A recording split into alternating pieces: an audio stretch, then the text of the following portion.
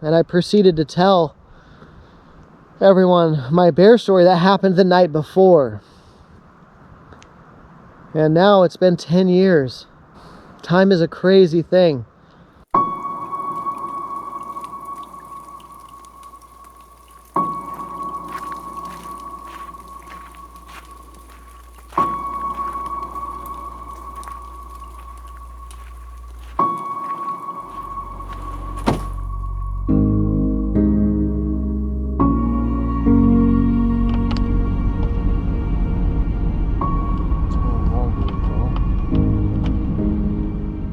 Okay, we're here. Let's get geared up and hit the trail. My understanding is this is a very large marijuana growing operation in the distance, so it looks like it could be true. I see some lights in there. There's a couple of massive greenhouses, so that would fit the narrative, I suppose. But here we are on the East Fork of Woods Creek.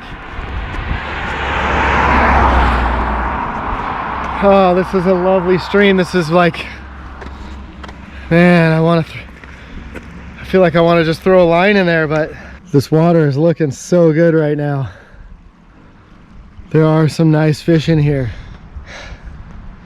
The road behind me and that grassy shoulder is a little ominous, I'm not gonna lie.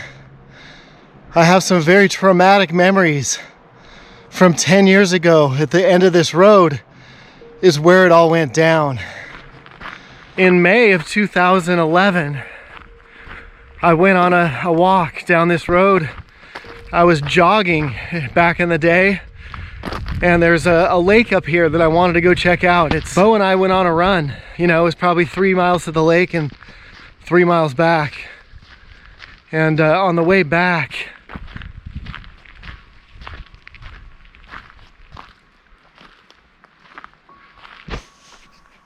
that's either a bear or a deer. No, it's not. I think it's just a cement block, but I'm gonna grab the camera and make sure. My mind plays tricks on me out here because I've seen bear down this road so many times. It's a little frightening. I have a little PTSD.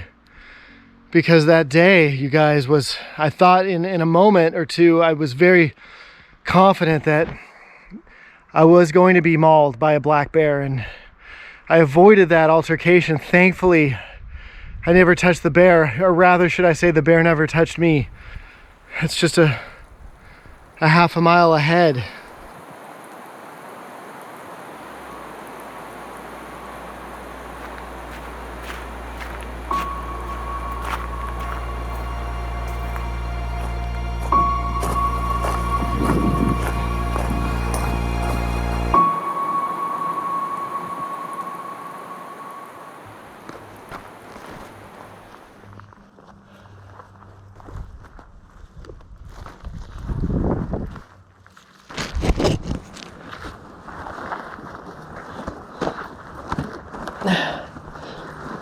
It's crazy to be back here.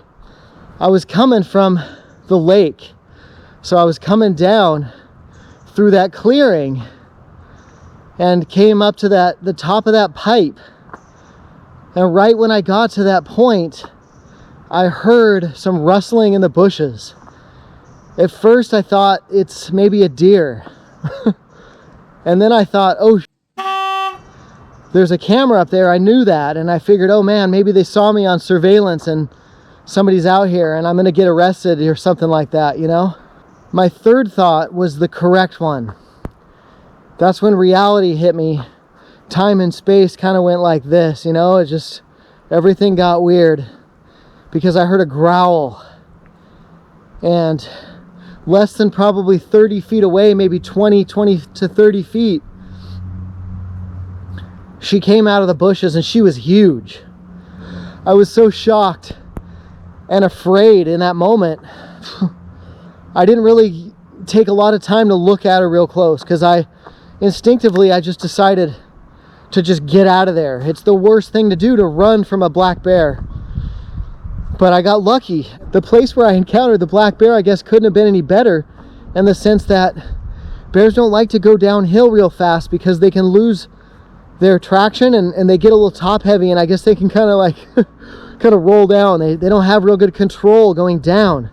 Going up, a bear can do much better. It just grabs the ground and it just moves. But I ran for my life down that hill. It was raining that day, just misting a little bit, and everything was wet and slippery. So the first move I made, I actually went down on my butt and popped back up, and I just ran for my life down that hill. I didn't stumble, I didn't fall, thankfully. I didn't look back except for maybe after 10 or 20 strides. I looked over my shoulder. I had put a little bit of space between me and the bear and my dog Bo. I was with Bo at the time, Zach and Lauren's black, small Brittany Spaniel mutt.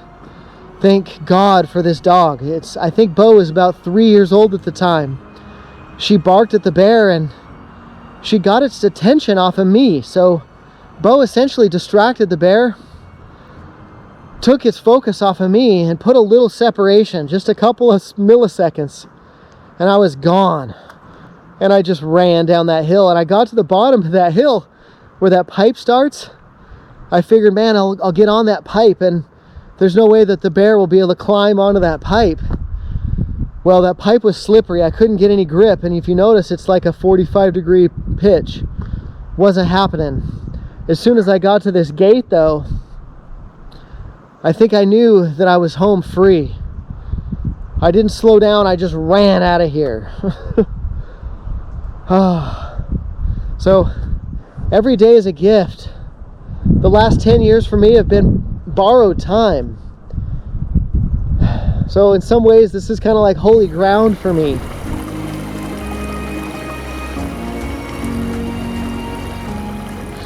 So it's amazing to be here and not have a bear encounter. First of all, it's cool to share this story with you guys, you know. One of the things I want to do going forward on this channel more is to share good stories. Apparently I was meant to do something more with my life. There's a hawk off in the distance. There's wildlife all around me. Spring is in the air. It's such a privilege and a blessing to be out here. So we're gonna go hang out with Bo and Zach and Lauren, and I want to say hello and goodbye to an old friend. And then we'll get out of here, back to town. Whew, it's hard to do this without just crying my eyes out. She has a few more gray hairs than she did 10 years ago. Hey, say hi to my friends. I lived with Zach and Lauren for a couple of years, and during that time, this dog and I went on a lot of hikes, a lot of adventures together. One of those adventures we went on together was one that I'll never forget. Thank you for joining another episode of Fish and Fly with Gus. From Bo and I, the wonder dog who saved my life 10 years ago. Adventure on.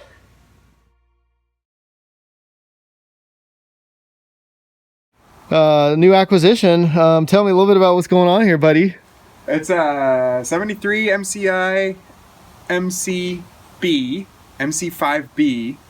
It used to be it is a charter bus. We're converting it into an RV. Zach, what an adventure you're on. This is cool. Can I come in and check it out? Yeah, I'll start. So Zach and Lauren picked this up for $6K. Yep. And we're gonna turn this thing into a house on wheels. Dude, So yeah, this thing all is the these coolest. seats, this whole back end, the bathroom that's right here will go, and this will be like a king size bed that takes up the whole back end to go up onto the deck. Really? We'll put a deck on the top. They don't call you Zach of all trades for nothing, man. This is too fun. Are you kidding me, Zach? If we Oh ever my actually gosh. get around to it.